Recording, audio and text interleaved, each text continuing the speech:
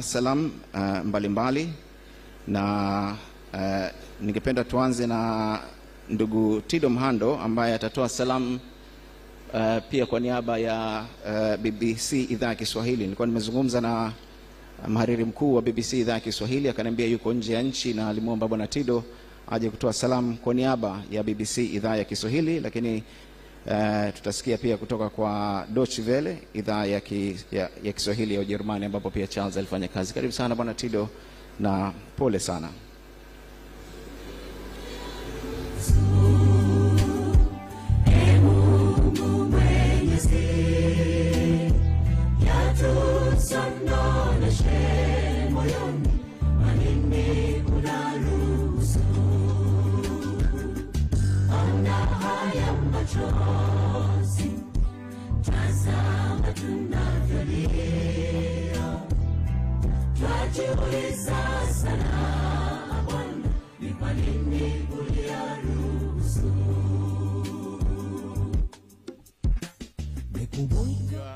Raisi Dr. Mwinyi, viongozi wengine wakuu wa serikali, viongozi wa kidini, wanafamilia na waombolezaji wenzangu, kwa kweli leo imekuwa siku ngumu kwangu, na siku ngumu tangu Jumapili nilipopata taarifa ya msiba wa mtu ambaye baada ya kufanya kazi naye kwa muda alikuwa ananiita kaka, na hii ni kwa sababu ya ukaribu ambao tuliutengeneza baina yetu, yani mimi na marehemu Charles Martin Hillary.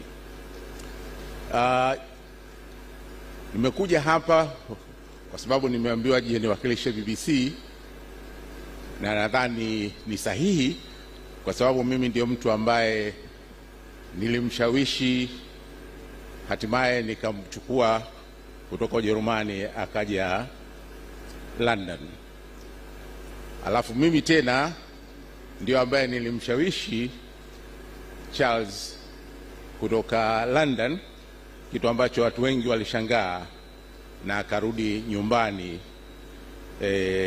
Tanzania Azam, mpaka alipopata na nafasi ya kuteuliwa na rais kuja kuchukua nafasi hapa Ikulu Zanzibar. Charles, mimi tumepishana muda wa kutosha kidogo. Mimi ni mkubwa kwake kwa zaidi ya miaka 12, lakini tulianza kufahamiana kwa sababu ya shughuli za kazi. Charles alikuwa shule wakati mimi nimeshaanza kazi Radio Tanzania, na alikuja kuniambia baadaye kwamba alikuwa ananisikiliza sana, na hivi karibuni tu kiasi cha miaka kama 5-6 iliyopita alinishangaza kidogo katika kudhihirisha hilo. Mwaka 1974 mimi nilikwenda kutangaza michezo ya Commonwealth huko Christchurch, New Zealand, mashindano ambayo wakati huo wa Tanzania walikuwa kivuma sana. Kama mtakumbuka, kwa wale watu wa zamani, tulikuwa na wakimbiaji wazuri, kwa hiyo tulikuwa na wachezaji wazuri sana katika michezo ile ya 74, na mkimbiaji wa Tanzania Philbert Bayi akavunja rekodi ya dunia ambayo haijawahi, hakuna Mtanzania mwingine amewahi kuvunja rekodi ya dunia. Sasa Charles alikuja kuniambia kwamba alikuwa ananisikiliza kiasi ambacho aliniimbia wimbo ambao nilikuwa naucheza kama kuanzishia ripoti yangu wakati nikiwa Christchurch. Kwa hiyo nikaamini sana kwamba Charles alikuwa akinifuatilia. Alikuja Radio Tanzania baadaye mwaka 1980, miezi 6 baada ya mimi kwa nimeondoka. Mimi niliondoka Radio Tanzania mwaka huo wa 80, lakini mwezi Januari, na nikaenda Nairobi. Sasa wakati ule, kama mnavyojua, kulikuwa radio chache tu katika nchi zetu hizi za Afrika Mashariki. Hapa Tanzania kulikuwa na Radio Tanzania ile kule bara, hapa kulikuwa na ZBC ya Zanzibar. Kenya walikuwa na KBC, Voice of Kenya, hivyo hivyo Uganda. Na kwa hiyo kama ulikuwa unataka kusikiliza ukitaka kubahatisha upate matangazo mengine ya ziada mbali ya yale ambayo unakuwa umeyapata pale nyumbani kwenu, ni upigane kidogo kwa kutumia shortwave ili uweze kusikiliza matangazo hayo mengine ya redio nyingine, labda ya Radio Tanzania kama uko Kenya, au wa Kenya nao wakisikiliza Radio Tanzania au Radio Zanzibar. Sasa mimi nilipokuwa Nairobi nikawa nasikiliza Radio Tanzania, radio ambayo nilikuwa nafanya kazi, na ghafla nikaanza kusikia sauti nzuri ya kijana mgeni ambaye amekuja Radio Tanzania baada ya mimi kuja, sikuwa nafahamu. Kwa hiyo nikavutiwa na sauti ya Charles na nikawa kama shabiki wake. Kwa hiyo nikawa namsikiliza Charles, na baadaye nilikuja kwa assignment hapa Dar es Salaam, na tukakutana na Charles tukaongea, na mimi nikamwambia kwa kweli nimevutiwa sana na jinsi kijana ambavyo umechangamkia kazi hii, na yeye akanieleza kwa ufupi jinsi gani ambavyo nimekuwa mmoja wa watu ambao wamemfanya yeye kupenda kuingia katika kazi ya utangazaji, na tangu hapo tukawa watu wa karibu sana.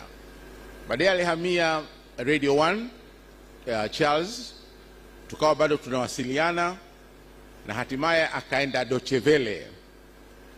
Wakati huo mimi nipo BBC na nilikuwa mkuu wa idhaa ya Kiswahili ya BBC, Mwafrika wa kwanza kuchukua nafasi hiyo, na tukataka mabadiliko ya haraka haraka.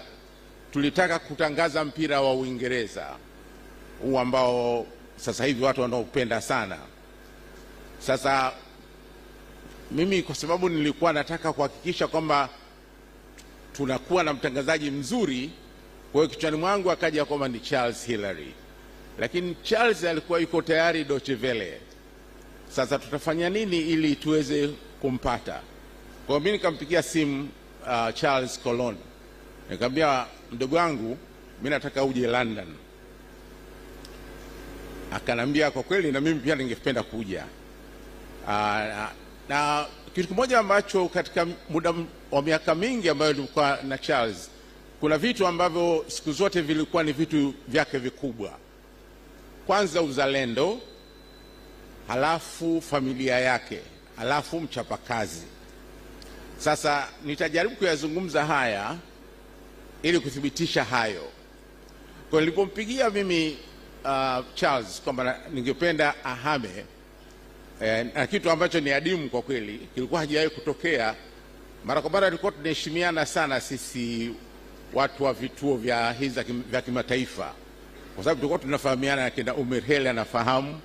Tulikuwa hatuwezi kusema umchukue mtangazaji aliyoko tayari Deutsche Welle umlete London, na vivyo wao pia walikuwa hawezi kufanya hivyo, na pamoja na Voice of America pia. Kwa hiyo tulikuwa tunaheshimiana hilo, lakini mimi nilimhitaji Charles kwa sababu nilitaka kuwa na matangazo mazuri ya mpira, na mtu mzuri kwangu alikuwa ni Charles Hillary. Kwa hiyo Charles akaniambia sawa, lakini sasa tutafanyaje? Nikamwambia, na bahati mbaya au kulingana na taratibu za kazi ya Uingereza, lazima afanye interviews, apitie mambo kadha wa kadha. Haikuwa rahisi kufanya bila ya yeye kujulikana kwamba kuna taratibu ambazo tunazifanya ili aje, lakini tukakubaliana kwamba tutafanya siri. Kwa hiyo Charles akawa anapanda treni kutoka Koloni, anatafuta kisingizio kazini, anakuja mpaka London, na mimi pia kwa sababu nilikuwa najua kwamba akijulikana na hata wafanyakazi wetu ambao walikuwa na marafiki wengi idhaa ya Ujerumani, hii siri itatoka. Kwa hiyo akawa anafikia nyumbani kwangu, na sehemu zile za kufanya interview nilikuwa namfanyia mipango maalum apitie taratibu zote. Kwa hiyo akapitia, akamaliza, akafaulu.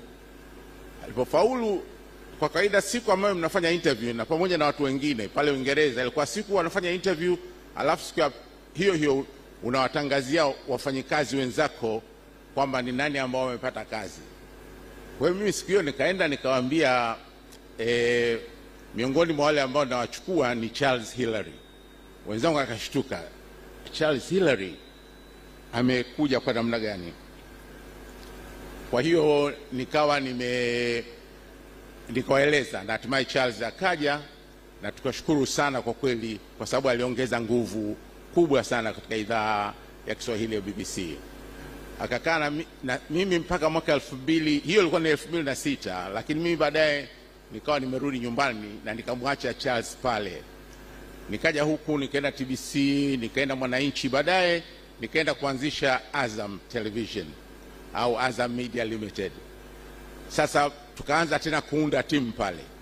Kwa mara nyingine kichwani mwangu akaja tena Charles Hilary.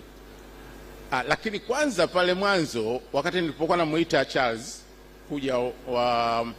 kuja Uingereza, alisema sababu moja kubwa ambayo angependa aje Uingereza ni kwa sababu Mama Fay alikuwa hafurahi sana kwa Ujerumani, kwa sababu alikuwa hakupata nafasi ya kazi na shughuli, yeye ni mchapakazi, kwa hiyo angependa mkewe apate mahali ambako atapata nafasi, lakini vile vile mwanae Faith aweze kupata mahali ambako atapata elimu nzuri na ambayo tulikuwa ni vipesi akirudi nyumbani kupata kwake.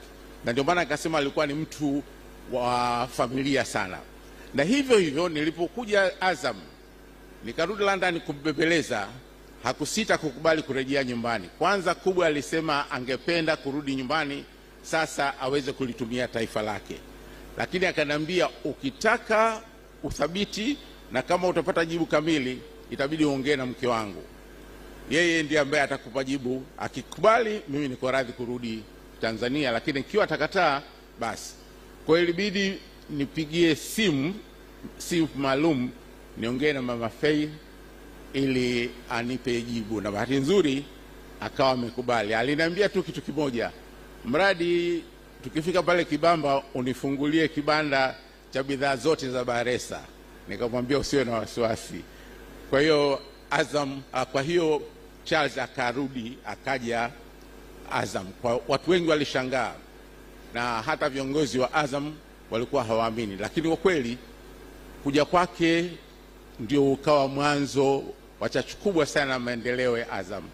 Na hata juzi tulipokuwa tunazungumzia baada ya msiba huu, Abubakar Baresa ambaye ndiye tulikuwa mtu tuliokuwa karibu, alielezea jinsi gani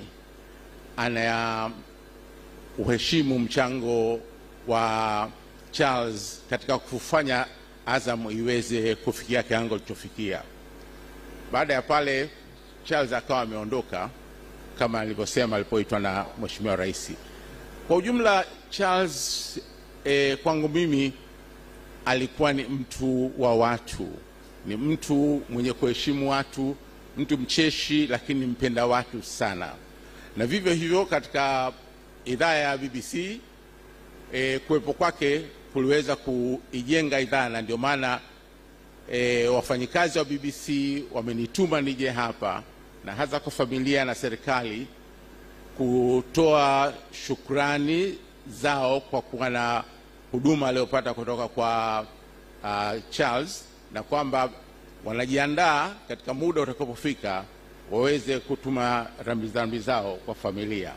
Kwa hiyo kwa niaba ya wenzangu nashukuru sana kwa kipindi kirefu cha maisha ya Charles Hilary, mtu wa watu. Asanteni sana.